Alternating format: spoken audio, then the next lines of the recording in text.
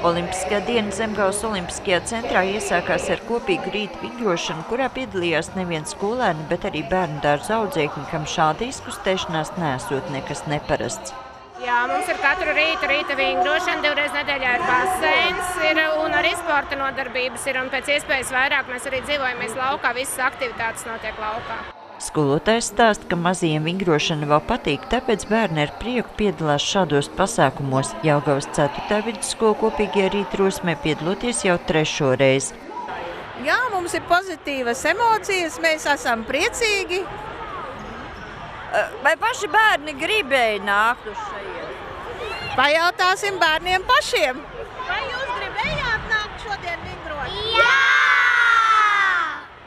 Vecāko klašu skolēni gan visbiežāk jau izvēlējušies kādu sev tīkamu sporta veidu, bet rīta vingrošanai nereti atmetuši ar roku. Olimpietis Guntars Deičmans gan to sauc par lielu kļūdu, jo vingrošana ir pamats, turklāt tā attīsta gribas spēku, kas sportā nepieciešams ik uz soļa. Ir tā, ka bērni saskaras ar pirmajām grūtībām, ka tas viens ir pa smagu, ir pa grūtu, kaut kas sāp.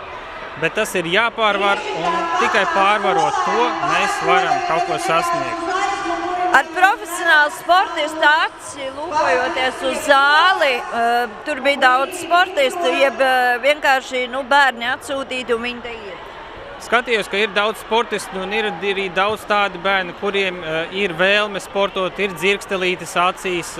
To jau varēja redzēt pēc tā, kā viņi kustās un seko līdzi audzinātājiem, kuras, rāda šos visus vingrinājumus. Tāpēc domāju, ka ir daudz sportistu un ir tādi, kuri ir grib un vēlās to darīt.